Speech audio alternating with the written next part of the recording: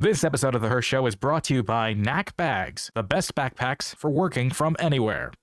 From the Empty the Bench Podcast Network, straight out of New York City, it's time for The Hirsh Show.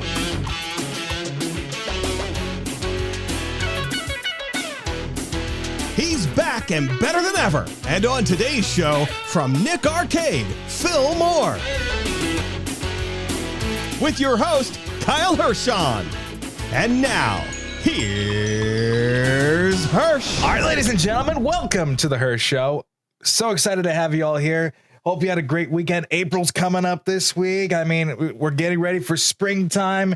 And speaking of springtime, my guest has, got the energy of a spring bouncing in the morning. He's from Los Angeles right now. Please welcome Mr. Phil Moore, Nick Arcade. Hey, what's up, Kyle? Spring has sprung, man. It's time to get it done. And by the way, everybody, that's a real background back there. That's not a green screen. Wink, wink. Oh, I mean... Watch that arm, man. Don't knock that brick over. Watch it on that brick. Yeah, right. Anyways, Phil, it's a pleasure to have you on the show today. We've been actually talking the last couple of weeks and, wondering what's going on and everything. So tell me, you're in LA now. What are you working on this point? I think I know what you're working on, but just elaborate. Let me know. Elaborate on it. You want to collaborate? Well, what do you think about season 2? In the future. Right now, I am working on. We're actually about to finish up the last week, the finale episode of a show called Exposure. It's on Hulu, and it's like a reality competition show that deals with photographers. This season, we're not just dealing with photography, but we're also dealing with video content creators. So we got people on from TikTok, people on from YouTube, and it's also going to be seen on YouTube season 2. So, and the finale, we start shooting the finale on I think Monday. So so starting Monday, we're going to be winding it down, and somebody's going to walk away with a $250,000 grand prize from Samsung, just because you took your phone and shot some stuff. I know, right? Using the Samsung S22. Did I get that plug in there? I did. There you go. I mean, how often do new episodes drop? Well, season 1, I think they dropped once a week. Or I don't know if for season 2 they're gonna do most shows and do it all at once so you can binge it. I don't know. My job right now, and what I've been doing here for the last few years is that's what I'm called a senior challenge producer. And that's the person who comes up with on these game shows, the games that they do, the stunts that they do, the challenges that are created. I've been doing stuff. I've even been back in Nickelodeon producing games for Ryan's Mystery Playdate, Tuned In. There's a show coming up on NBC called The Wheel. The Wheel. Oh my God, yes. The British show is done in America, and I was a part of that absolutely crazy ride. The Wheel. That's so cool. We actually have Michael, the host of the British one here. Wheel. Over the summer, I was in Hawaii as a challenging game producer for Love Island for CBS. So it's been really nice, man. I've been having a decent time traveling a little bit. It's interesting. For a while, I started doing a little bit of writing and doing some behind the scenes stuff. But once I got back to games, which is where it all started for me at Nickelodeon, I realized why the heck did I ever leave? This is where I'm supposed to be. So I'm back at creating games. If you wanted to fling, fly, slime, or smush, I'm the guy that's making it up on these shows. I gotta watch above me in case any decides something. Exactly. Just don't say I don't know. Nope, you just did. No. Speaking of games, I want to get to where you first started in this world of crazy world of entertainment and television.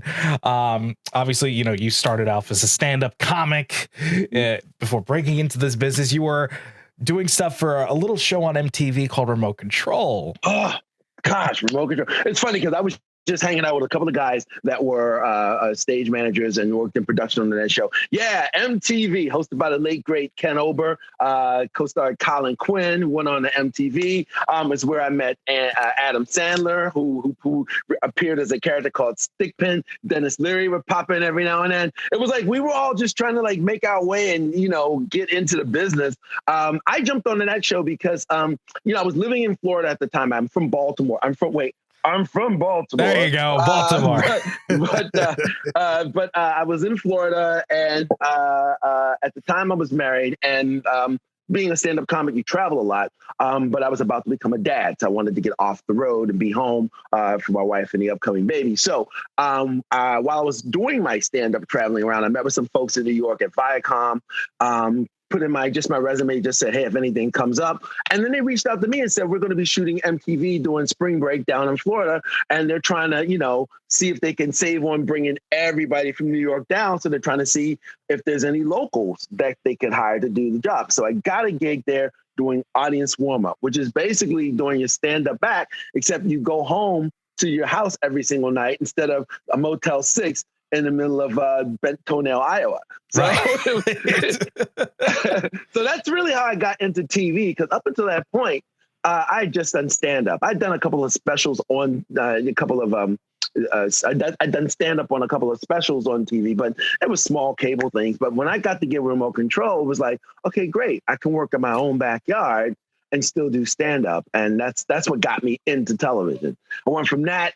And by the way, that was shooting at before opening the Disney MGM Studios, which I now think is called Disney Hollywood or something. Yes, Hollywood Studios. Hollywood Studios. But it wasn't even open yet. Like the park wasn't open, but the sound stages were operational. Same with Universal Studios. Universal Studios, Orlando, Florida, was the same way. The sound stages were working, but the parks weren't open yet. So when I got done with that, having worked there for a while, I was able to slide over and do audience warm-up for the new Mickey Mouse Club. And a lot of stuff that came in. There was a show called That's My Dog, Team Win, Lose or Draw, the finales of America's Funniest Home Videos.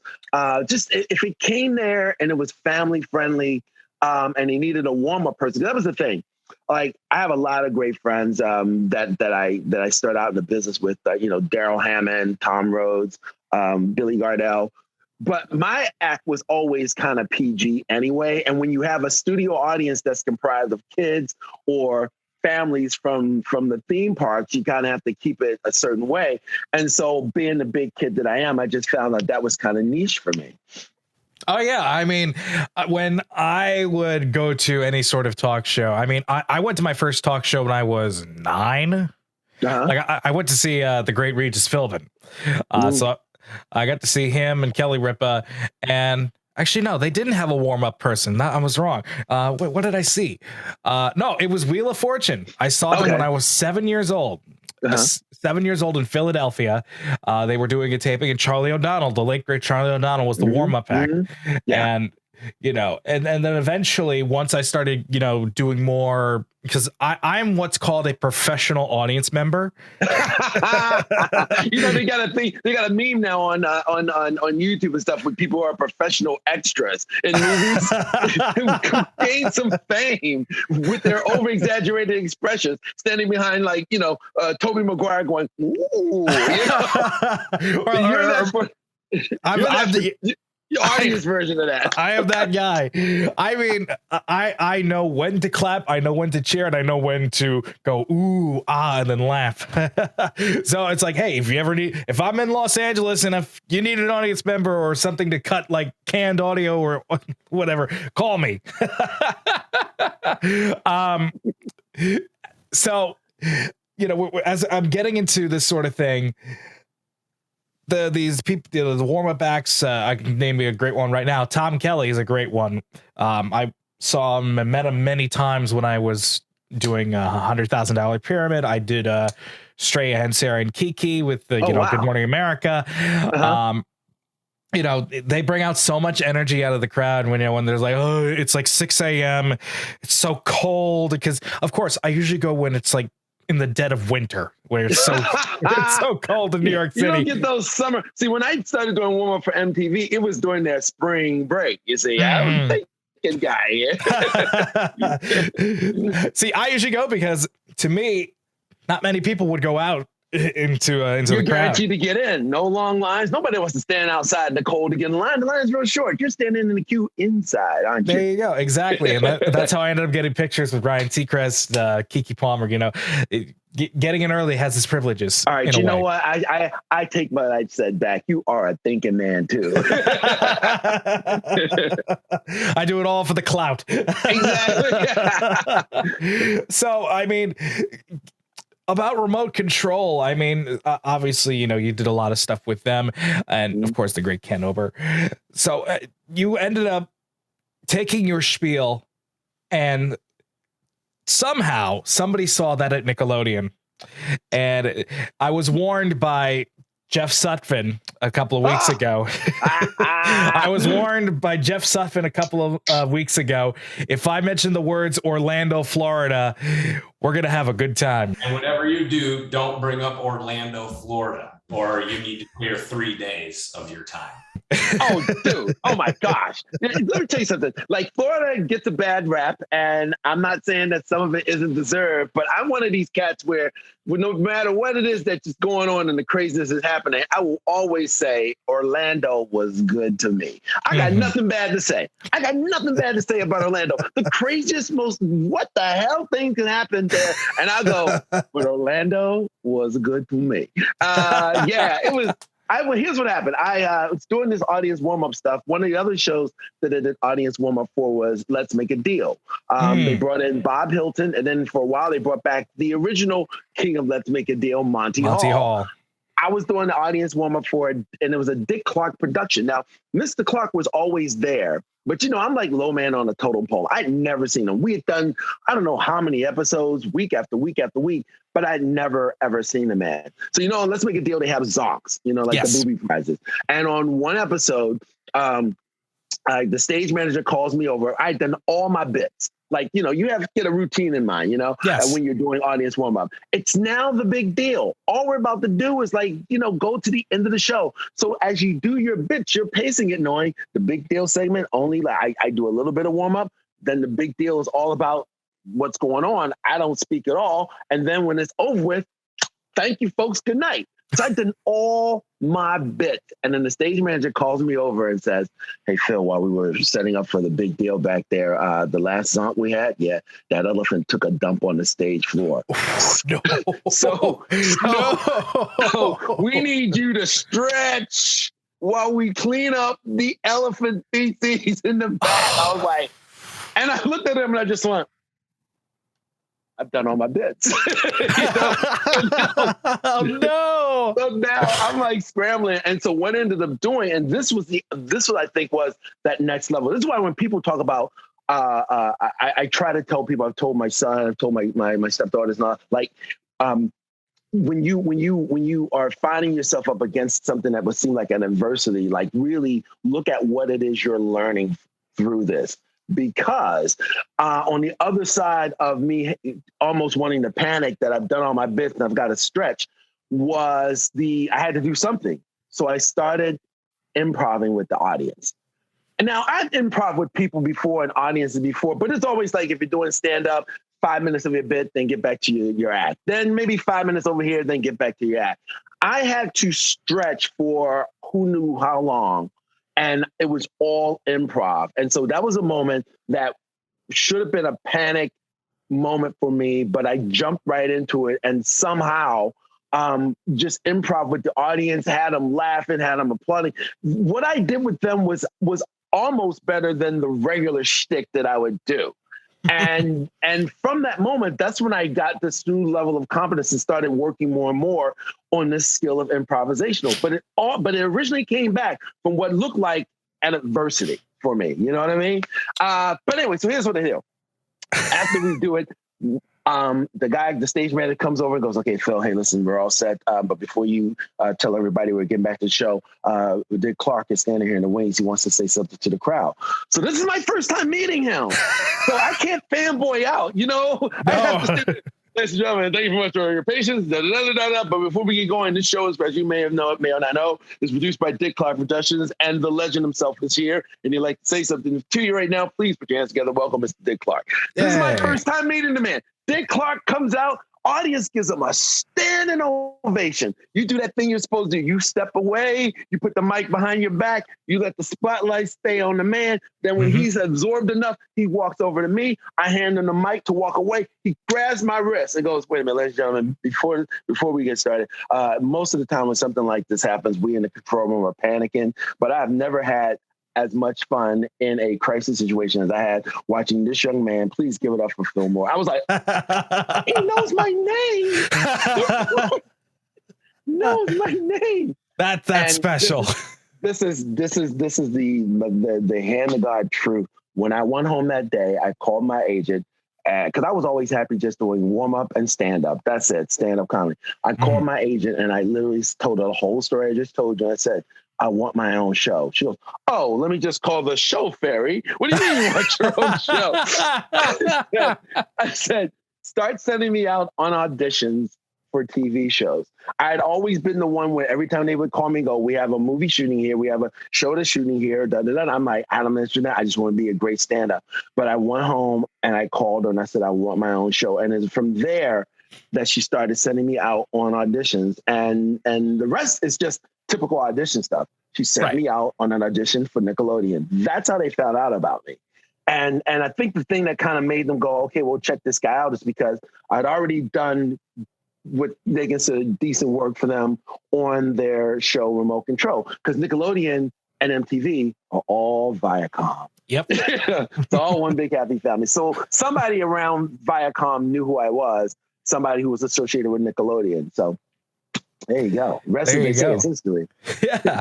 And you know, despite, you know, only being on for a couple of years, Nick Arcade really just gathered this cult following. I mean, you've done Comic-Cons, you've done appearances with the game itself. I think you even tried at one point to bring it back for a modern age. And what was so cool about Nick Arcade was at the time, the technological advancements. The video zone was the biggest thing, and you had all these popular games. I had a friend ask me before we came on today if you saw, I think it was the beta version of Sonic Quest 2 or something, or I can't remember what it was. we had Sonic the 2 on in its beta testing phase before it was available to the public. They came to us and asked, will we put it on the show? And not only was it sort of like, yeah, we're promoting it, we also got to help them work out the kinks of it. So Nick Arcade actually premiered Sonic 2 before it was even available to the public for purchase. There's a bit of trivia for you folks. I mean, and not only that, I mean, you had like different interesting people on the show. I mean, you had at the time before NSYNC came around, you had Joy Fatone as a contestant. Joy Fatone, and we got together and worked together on another project too. It was one of those, you pick up the phone, you say, hey, but let me just say something. I want to, before you go on, about how Nickelodeon has endured now. We just, this year, we celebrated the 30th anniversary of Nick Arcade's premiere. Wow. And I got to put on my serious face for a second. Hang on. Yeah. This is my serious face right here. Because I seriously mean this. It is 100%. I'm overwhelmed by the fans that like the show. Because some more behind the scenes trivia, Nick Arcade really didn't get the sort of same level of marketing that a lot of the other shows did. To this day, I keep I take that back. But Nick Arcade, for a while, up until last year, you could not buy any merch that had Nick Arcade on it.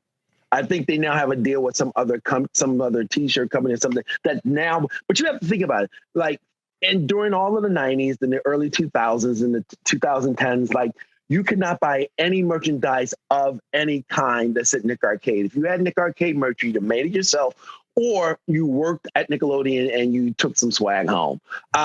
We would go out on tour. Michael Malley and I did the Nick Live tour, and you could go to concession stands and buy Guts thingy. You could buy Double Dare stuff, Rugrats, Our Real Monsters. You could buy Roundhouse stuff. Most people don't even remember that cool show, but you could not buy Nick Arcade stuff. Mark Summers and I actually we were at a gaming expo, and he was having fun with me going, hey, look, Double Dare has a video game, but the TV show about video games doesn't have a video game, which is true. Rugrats had a video game. Guts had a video game.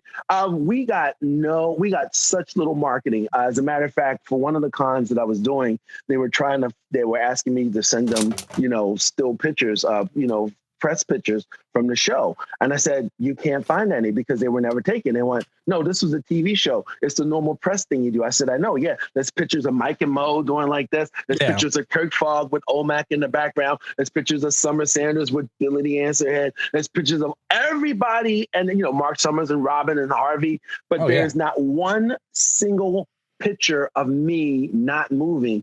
Anything that you've ever seen, even if it's professionally put out there, is a screen grab because they never even did a photo day. And so when I stop and I go, this is a show that should have disappeared, sort of. This is a show that sort of had its run, had its good time and gone away. But when I think of some of the Nickelodeon great hit shows, especially great hit game shows, I think of Legends. I think of Double Dare, the King of the Mountain. Yeah. And speaking of Mountain, there's Guts. But the fact that Nick Arcade is still right there and spoken of in that same group of folks, along with Figure It Out, amazes me. And I can only say it has nothing to do with me, and it really has nothing to do with how Nickelodeon marketed the show. It is 100% because of the fans, and that's why I always say it. I'm not joking.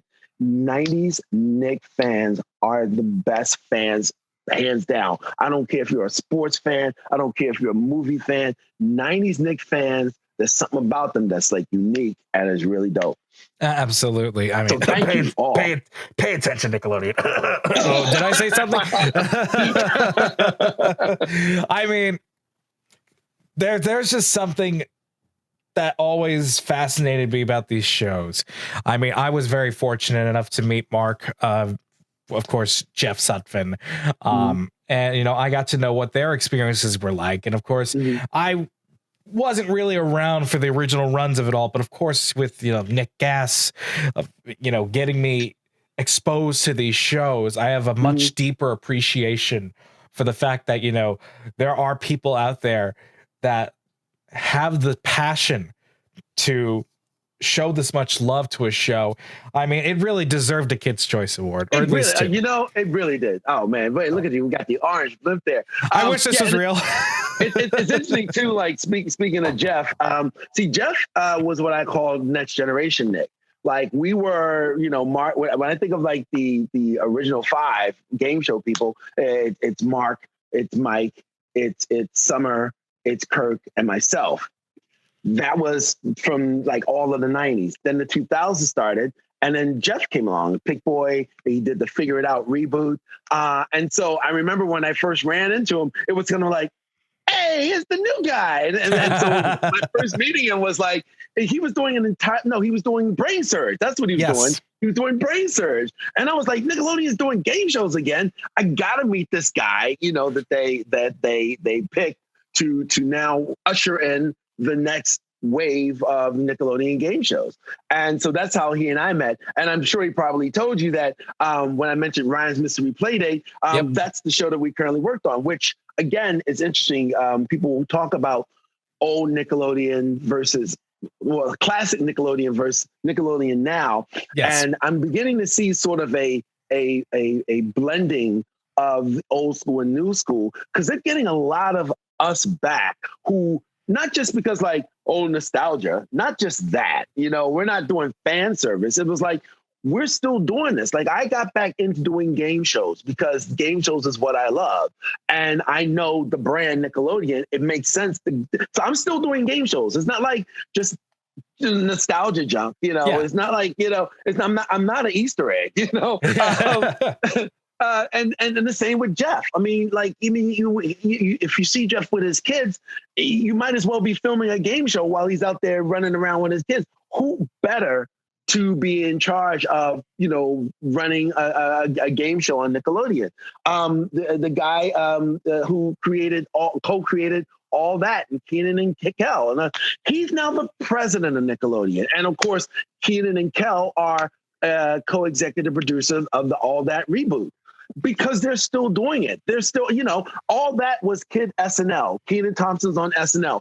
Who better to be an executive producer of the reboot of all that than him? It's like, it's organic, man. It's organic. And it's really cool that we're all kind of dipping our toe back into that pool. And of course, Mark Summers coming back for the Double Dare reboot. Oh my God. That was so Eliza much fun. Koshy. Man, that was so much fun watching that show come back, because I'd met him a year prior to them coming back on the air, and it just seemed that Mark was having the time of his life. And Eliza, she is a little bit of force. She is absolutely incredible, and I would honestly say, if they decide to do a reboot of Nick Arcade, I mean, obviously you'd be my number one pick to host it, but she could do it as well. She if you took a Duracell battery and said, I would like to make that a person, it's Eliza Koshy. It's Eliza Koshy. Eliza Koshy, that's it. I mean, she's like, and that's what I meant by like the old school and the new school coming together. I mean, she's a star in her own right, with respect to being a content creator, and Mark is an OG legend in the world of game shows. You put those two together, how is this a bad plan? Exactly.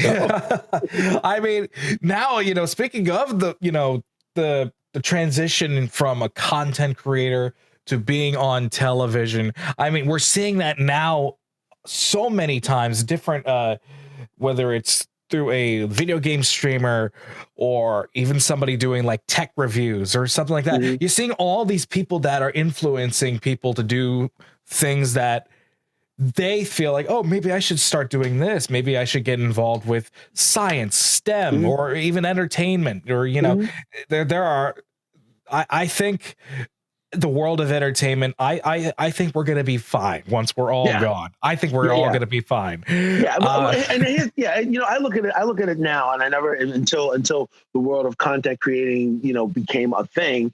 I was like you, like wondering, man, oh man, entertainment, what's going on? What's happening with it? But now you're watching these people, and they're doing these content creators, these people that are doing things like you and the stuff on TikTok and whatever, YouTube, whatever. What they're doing is, it reminds me, if I can go old school for you here, of what happened like with some people with music. Like, you had your James Brown.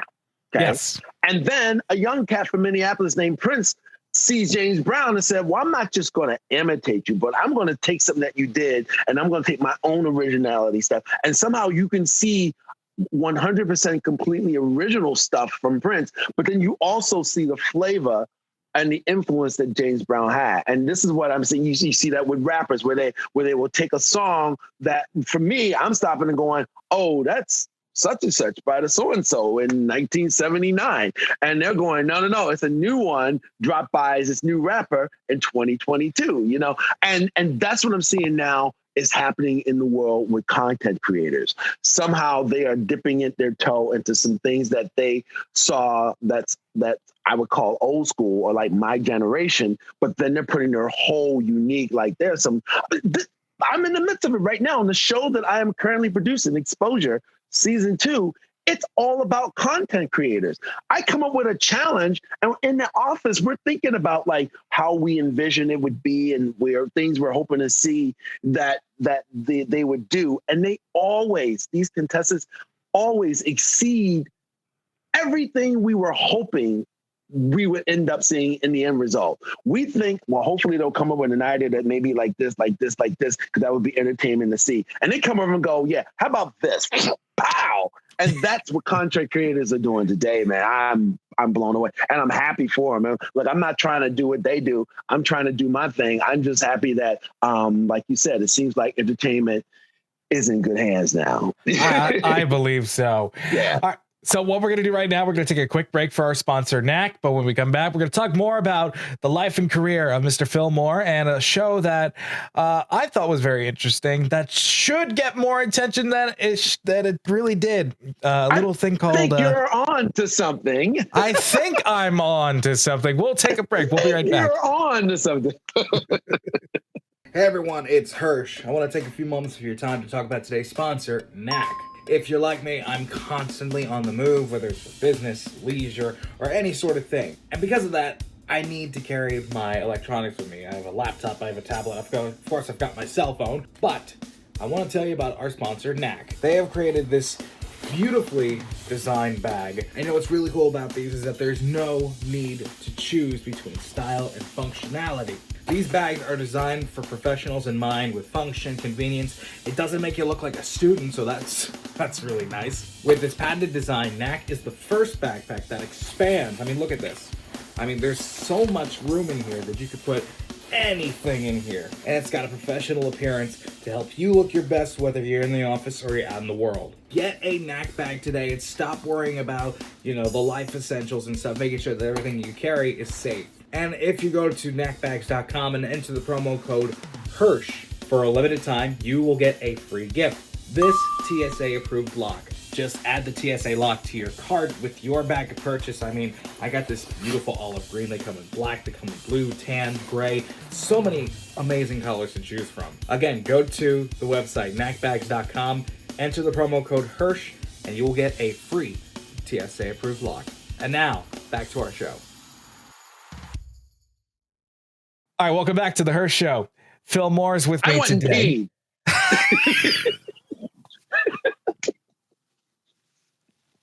We had a break, man. I had to go. I'm drinking water. What do you want?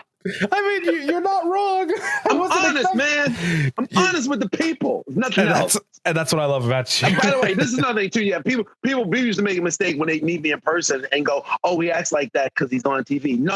I was on TV because I act like this. This is stuff that got me in trouble in school. Oh, okay. So before we were going to the break, we were talking about this show that aired on Nickelodeon in the late 90s called Euron, which essentially was like a kid's version of Candid Camera. And I thought you see all these kids doing all these challenges, and it's like, okay, why don't we try this? Why don't we try taking a well-known format that's been around for many, many years? Let's see what the kids can do. Tell me about Euron. Well, the thing about Euron, it's funny because now I think about what is that show with the guys where, oh man, was it What Would You Do? No. It's on True TV where the guys are like telling somebody what to do. Impractical Jokers. Impractical Jokers is like a grown-up version of Euron to me when I look at that show. Because what you have is somebody there, they're being fed stuff that they have to say and do, and then they're trying to do it with people who don't know that they're being filmed on TV. But Euron, so here's the thing about Euron. Euron is one of those interesting things too, like you said. Yeah, people normally don't talk about it. People know me mainly for Nick Arcade, and as much as I love Nick Arcade, I'm grateful for everything about it. And as I already told you, like I bowed to the fans, But when I started Nick Arcade, I'd never done TV before. So when you hear me mispronounce something, even the singing of the songs, part of that was like out of just nervousness. I'm always singing anyway. So to give my brain time to like process whatever it is I would do, it gave me a moment to sort of like pause, but still keep something being heard and said, I was nervous. It was my first time doing anything. And I was kind of green to television, not show business, but television. By the time I got to Euron, which was 1999, I was like a 10-year seasoned veteran. You know what I'm saying? I knew I'd done so many things. I'd done other shows. I'd done tours. I'd done so much stuff now that being in front of the camera was like second nature to me. And so I had personally so much fun doing that show because the nerves were gone. It was still the same thing of dealing with the people, dealing with the kids, dealing with families. That was the biggest difference. It was families on this show. And it does it is kind of like a soft spot in my heart and a little sad that it isn't as popular as Nick Arcade, because for me, it was more fun. It honestly was more fun for me to do Euron than it was Nick Arcade, because by that time I knew I could hit a mark. I knew where the cameras were. I could hear somebody talking in my ear and still keep my trend of thought. I knew where to look. But by now I've gotten really used with improv and stuff. So just, topping it, ad-libbing with people was comfortable. And again, I wasn't scared of the process anymore. Being in front of the camera was no longer for me. It was the best. Unfortunately, the show was wildly popular. Its fate was really because of what was happening behind the scenes at Nickelodeon corporate in general. As we all know, a couple years later, Nickelodeon Studios Florida shut down. So they weren't really into investing large amounts of money into a IP that was not going to have a place to live for more than 2 years. Right. So, in other words, why throw millions of dollars into a show where, we're moving? You're not going to buy new furniture in your old house. You're going to wait to get to your new house to buy the new furniture. Right. That's kind of like where they were coming from. So, and I mean, when I see the pictures now, Blue Man Group took over the old Nickelodeon studio space, and it's just a shell of what it used to be. Because you see the exterior of the building, it looks exactly like Nickelodeon Studios, but the marquee, the shape of everything is there. Yeah, and the slime geyser's gone. The slime geyser. That was my favorite part. I'd never been there, but of course I've seen that many times. Yeah, I haven't been back since it's gone. I've been back to Orlando to do some work with Joey Fatone, but I had not been back to the studio. But I've seen those same pictures. And yeah, it was an amazing time, man, because even if you didn't get in to see a show that was being taped, you still got to experience it. One of the fun things we would do, they had a studio tour that would go like the stage floors down here where we're shooting, and then up, way up in the rafters, they had a hallway that would go through this enclosed and soundproof glass, and the studio tours would go by. So if a show was taping, you could be in the tour, look down and see the show taping. And every now and then I would hook up with a couple of my fellow Nickelodeon celebrities, and we would run up there and we blend in with the crowd, So we're standing up there in the rafters while down there is where they shoot Double Dare. And then I'm there with Danny Temporelli. We're going, I hear that show really stinks. And then they turn around and realize it's us and go, we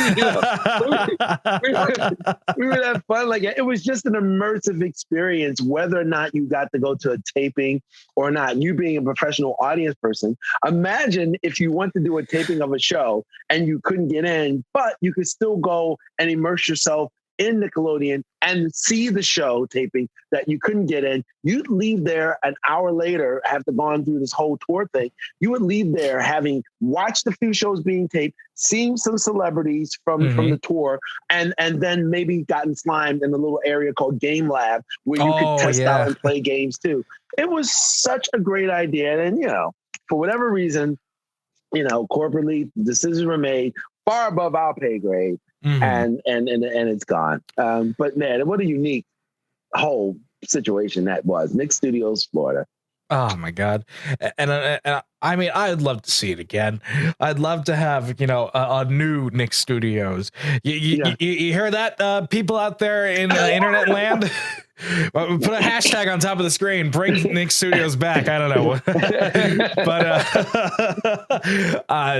it was a place that, to me, was very special in my heart. I mean, because as I said before, watching all these shows that I've seen growing up, it's like, I want to do that. And then realize, okay, this was done way before, I was around to actually do it. And I'm like, okay, now I'm back to reality. Yeah, you're looking at Guts going, I want to do Guts. What? 1995? Ninja Warrior? I can't do Ninja Warrior. No. I need that bungee cord to help me. Yeah, I need that bungee cord, and I need that glowing piece. Wait, where I have a little piece. You can't see it. You can't see it. Screen. The cue's out. I'll put a picture of it in post. But that's the aggro means aggressive. That right there is not aggressive. That's mini crag. That's a mini crag. But, mini crag. Yeah, but you know what I'm talking about. Yeah, I do. I know what you're talking about. Wait, I'm not being rude. I'm trying to find a picture here because I want to show you something. Go for it. Okay, hang on. No, keep talking. Just so you know, when I'm looking down, I'm trying to find this picture because it's a really cool picture. And I'll look and find it for you. No, while we're talking. And, you know, we're going back to like Euron and everything. I remember at the end of the show, there will always be some sort of crazy stunt with the kids. They always involve like slime or gross stuff. And I remember a friend of mine showing you the last episode you taped. I think your son came on. And the whole staff just started throwing pudding at you, slime and everything. Listen, and to hear my son tell the story, he said, even though he had a lot of fun. By the way, let me back up a little bit on my son, okay? Because my son, David, he's also been seen on Nickelodeon more times than that. Right. There was an episode of All That in which Milkman, there was Super Dude and Milkman, and Milkman had a shrinking ray that changed Super Dude into a little kid. Little Super Dude is my son, David. On an episode of Kenan and Kel, it was a two-parter called The Big Goodbye. It was an episode where I think Kenan's family was supposed to be moving. And so he and Kenan are sitting there and they're finding their old toys from when they were little, when they first met. And then it kind of does a flashback. Right. And my son played little Kenan. Also on Figure It Out, my son was a regular on the show. He was actually working the show because he was one of the Charade Brigade kids. Oh yeah, that's right. And did the little pantomime. but on your on, the story that he tells was they took, since it was the last episode, all the stuff that they'd done during the entire season was still in the back. So they brought everything left over that wasn't used and just gave it to him. And then my son has slimed me before. I mean, he's the son of a Nickelodeon person. Anybody who's a Nickelodeon person who's got a kid, their kid is going to eventually pie them, slime them, whatever. But he got to just go like over the top with it. They gave him so much stuff. It just kept coming. I was like, okay, are we going to call cut? No. Okay. And of course, after a while, I couldn't see what was going on. And I'm waiting for the director to go cut. And then you hear, no, we got another one. Oh, not another. Oh my God. Oh my Lord. Man, I smelled like farting feet by the time I left with everything off. The smell was horrific. That's one thing that David actually says. He goes, after a while, Dad, I felt like I was gagging because you smelled so bad.